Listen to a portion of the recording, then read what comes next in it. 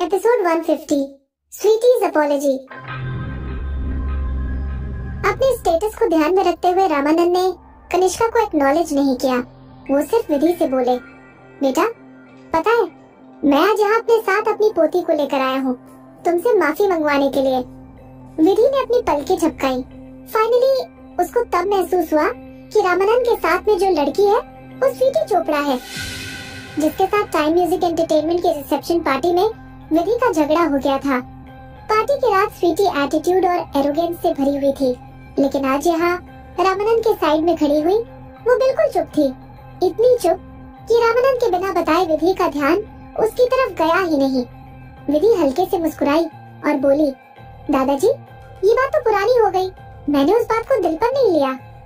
ठीक है, बेशक तुमने इस बात को अपने दिल पर नहीं लिया। रामानंद गुस्से में था, फिर भी वो मुस्कुराया। बेटी मैं जानता हूँ कि तुम समझदार हो, लेकिन क्या तुम सच में स्टारशिप्स विंग एंडोर्समेंट को इस तरह लात मार दोगी? मुझे ये भी पता है कि उस रिसेप्शन पार्टी में सारी गलती स्वीटी की थी। हालांकि स्वीटी और उसके पिता का कोई हक नहीं बनता मेरे डिसीजन को बदलने का। तुम्हें एंडोर्समेंट के लिए चूज करने का फाइनल डिसीजन मेरा था। तुम्हारे अंदर मैंने कुछ ऐसा देखा जो आज तक मैंने 17-18 साल की लड़की के अंदर नहीं देखा। आस पास खड़े हुए लोगों की सांसें रुक गयी। उनको इस बूढ़े आदमी के बैकग्राउंड के बारे में पता चल गया था। ये बूढ़ा आदमी चोपड़ा परफ्यूम कंपनी का मालिक रामानंद चोपड़ा था, जो कि बहुत साल पहले रिटायर हो गया था। उस रिसेप्शन पार्टी में हुए किस्से के बाद सारे न्यूज चैनल्स पर विदुषी और स्टारशिप्स विंग्स के बीच एंडोर्समेंट टर्मिनेशन की बातें चलने लगी।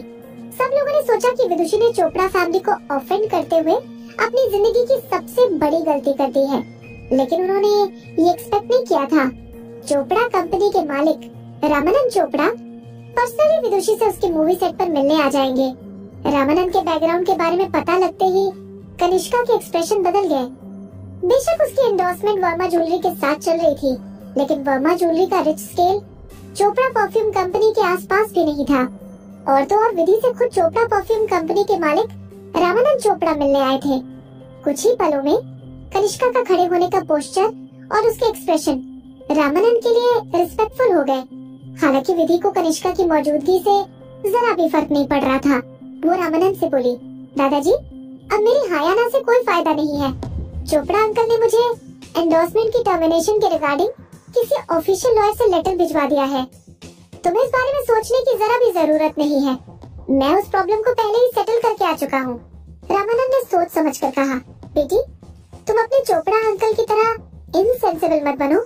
उसके पास बस एक स्वीटी ही है जिसको वो दिन पर दिन बिगाड़े ही जा रहे थे, इसीलिए उनकी बातें हमारे बीच लिए गए डिसीजन के लिए इरेशनल हैं। रामानंद का सर गुस्से से गर्म हो गया जैसे ही पता चला कि स्वीटी के पापा ने विधि को एंडोर्समेंट टर्मिनेशन का लेटर भेज दिया है। उस रात रामानंद ने अपने बेटे को हद में रहने के लिए समझाया। रामानंद के बेटे हर चीज में अच्छे थे, लेकिन अपने बच्चों को डिसिप्लिन समझाने के अलावा रामानंद जानता था कि स्वीटी का पिता उससे बहुत प्यार करता है। इसी वजह से विधि के साथ हुई बात इतनी आगे तक बढ़ गई। आखिर में रामानंद ने अपने बेटे को चोपड़ा परफ्यूम कंपनी के असली मालिक होने के तौर पर समझा दिया। अगर उस दिन बात ज्यादा आगे बढ़ जाती तो रामानंद का बेटा स्वीटी के लिए पूरे स्टारशिप विंग्स की रेपुटेशन को खराब कर देता। रामानंद जानता था कि अगर ऐसा ही कुछ चलता रहा तो एक दिन चोपड़ा फैमिली भी खत्म हो जाएगी। इसीलिए रामानंद खुद गुस्से में उबल रहा था। तकरीबन 100 साल से चोपड़ा फैमिली ने अपनी रेपुटेशन को बनाए रखा था और इन सब चीजों के पीछे रामानंद का बहुत बड़ा हाथ है। रामानंद ने गुस्से में स्वीटी को भी फटकार लगाई और उसे वार्निंग देते हुए बोले कि अगर उसने कभी चोपड़ा फैमिली के बिजनेस में अपनी टांग अड़ाई तो वो उससे चोपड़ा फैमिली में रहने का हक छीन लेंगे। और चोपड़ा फैमिली का हर एक फैमिली मेंबर इस बारे में जानता था कि रामानंद चोपड़ा अपनी बातों से पीछे नहीं हटता। अपने दादाजी की वार्निंग सुनकर स्वीटी डर गई। अगर उसके नाम के आगे से चोपड़ा हट जाएगा तो उसका स्टेटस कहीं का नहीं रह जाएगा। उसके पास अपने दादाजी की बात मानने के अलावा और कोई चारा नहीं था। बेशक वो अपने सपने में भी विधि से माफी मांगना नहीं चाहती थी, लेकिन इस बारे में वो कुछ नहीं कर सकती थी। I am sorry. स्वीटी ने अपना सर झुकाया और अपने हाथों की मुट्ठी बना ली। Vidushi, it was my fault. Please तुम मेरी तरह इनसेंसिबल मत बनो। तुम वापस चोपड़ा परफ्यूम कंपनी में आ जाओ और स्टारशिप विंग्स परफ्यूम की एंडोर्समेंट को कंटिन्यू कर लो। स्वीटी ने बहुत प्यार से कहा, लेकिन वो अपने दिल में विदुषी की जान लेना चाहती थी। स्वीटी के हिसाब से ये सारी गलती चोपड़ा परफ्यूम कंपनी के एग्जीक्यूटिव की है, जिन्होंने उसके दादाजी को स्टारशिप विंग्स परफ्यूम के एंडोर्समेंट के बारे में बता दिया और उसकी रेपुटेशन और सेल्स रुक गई। वरना स्वीटी के हिसाब से उसके दादाजी कभी उसको किसी छोटी स्टार से माफी मांगने पर मजबूर नहीं करते। इस छोटी स्टार ने मोहित को भी अपने जाल में फंसाया हुआ था। स्वीटी गुस्से से भर चुकी थी और असलियत में रामानंद जानता था कि उसकी पोती स्वीटी क्या सोच रही है। स्वीटी के पिता ने स्टारशिप विंग्स परफ्यूम की रेपुटेशन को क्यों दांव पर लगा दिया? क्योंकि स्वीटी के पिता ने स्वीटी और मोहित की शादी के सपने सजा रखे थे। हालांकि रामानंद, जो इतने सालों से मेहनत कर रहा था, उसको अच्छे से पता था कि स्वीटी और मोहित एक दूसरे के साथ शादी के लिए नहीं बने। और तो और मोहित ने हमेशा से स्वीटी को अपनी छोटी बहन की तरह ट्रीट किया है। अगर वो स्वीटी से शादी करना चाहता तो रामानंद खुद उस बात के लिए मना कर देता। भाटिया फैमिली बहुत बड़े क्रिमिनल सिंडिकेट का एक हिस्सा थी। बेशक उनका डोमेस्टिक बिजनेस देखने में बहुत शांत और पीसफुल था, लेकिन उनके इंटरनेशनल बिजनेस में वेपन डीलिंग से लेकर स्मगलिंग तक सब कुछ था। इस तरह की फैमिली में स्वीटी की शादी करना खतरे से खाली नहीं था, बल्कि मोहित को जन्म देने वाली औरत भी इंडिया माफिया गैंग के गॉडफादर की भतीजी थी और उस औरत को जलाकर मार दिया गया था।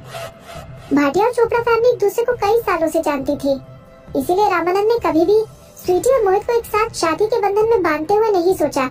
असलियत में रामानंद की आंखों में स्वीटी सिंपल दिमाग की और कभी कभार बेवकूफों वाली हरकत करती थी।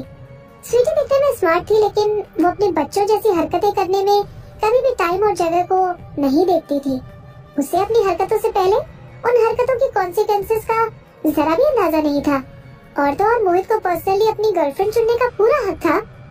नेचर के कंपैरिजन में विधि और स्वीटी एक दूसरे से बिल्कुल नॉर्थ और साउथ की तरह अपोजिट थे। विदुषी दिखने में बहुत सिंपल और शांत नजर आती थी, लेकिन असलियत में वो काफी कुछ सोच कर रखती थी। उसको अपने एरोगेंस और स्ट्रॉन्ग होने के टाइम का पूरी तरह अंदाजा था। रामानंद ने विदुषी को पहली नजर देखते ही पहचान लिया था। रामानंद के हिसाब से मोहित और विदुषी एक दूसरे के साथ रहने के लायक थे।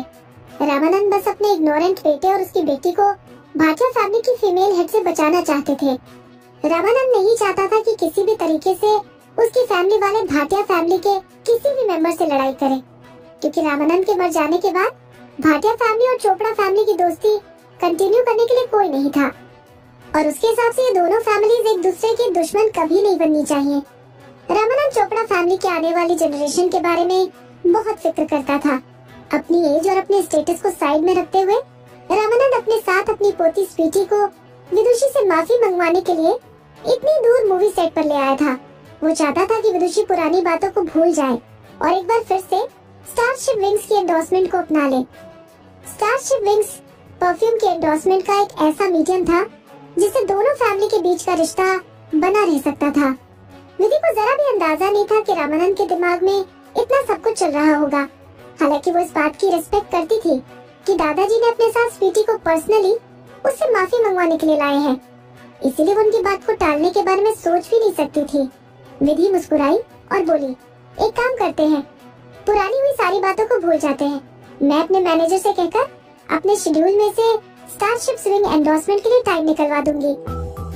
विधि ने रामानंद की वजह से स्वीटी की माफी को एक्सेप्ट कर लिया। विधि की बात सुनकर रामानंद ने राहत की सांस ली। उसने विधि के बारे में सोचने की जरा भी गलती नहीं की। उसके सामने खड़ी हुई लड़की को प्रॉब्लम क्रिएट करने में जरा भी मजा नहीं आता था, बल्कि वो जनरल सिचुएशन के बारे में अच्छे से जानती थी। बेशक विधि प्राउड और हार्ड टेम्पर्ड पर्सनालिटी की थी, लेकिन विधि ने सिर झुकाए खड़ी स्वीटी का जरा भी फायदा नहीं उठाया। विधि अपनी तरफ से चोपड़ा फैमिली की रिस्पेक्ट कर रही थी। रामानंद के चेहरे के एक्सप्रेशन और भी ज्यादा प्यारे हो गए। बेटी, चोपड़ा परफ्यूम कंपनी तुम्हें कभी गलत तरीके से ट्रीट नहीं करेगी। हाँ, मैं जानती हूँ। विधि मुस्कुराते हुए बोली, दादाजी आप इतनी दूर से यहाँ पर आए हो, एक छोटा सा ब्रेक लेना कैसा रहेगा? यही पास में हमारे क्रू मेंबर्स के लिए एक 5 स्टार होटल है। मैं अपने डायरेक्टर से बोलकर आप दोनों के लिए रूम बुक करवा देती हूँ। रामानंद के रिक्वेस्ट करने से पहले आसपास के लोगों ने अपना रिएक्शन हैरान होते हुए जताया। ये लड़की इतनी आसानी से डायरेक्टर से ऐसा कुछ कैसे करवा सकती है? गणेश एक बड़े डायरेक्टर में से था जिसने बहुत सारे इंटरनेशनल अवार्ड जीते थे। एक छोटी स्टार होने के मुताबिक विधि का अपने डायरेक्टर पर ऐसे हक जमाना लोगों के लिए सही नहीं था। आसपास के लोगों का रिएक्शन तब और बढ़ गया जब गणेश ने विधि की बात का जवाब दिया। हाँ हाँ, मैं अभी अरेंज करवा देता हूँ। गणेश की बात सुनकर सब लोगों की आंखें बाहर आ गईं।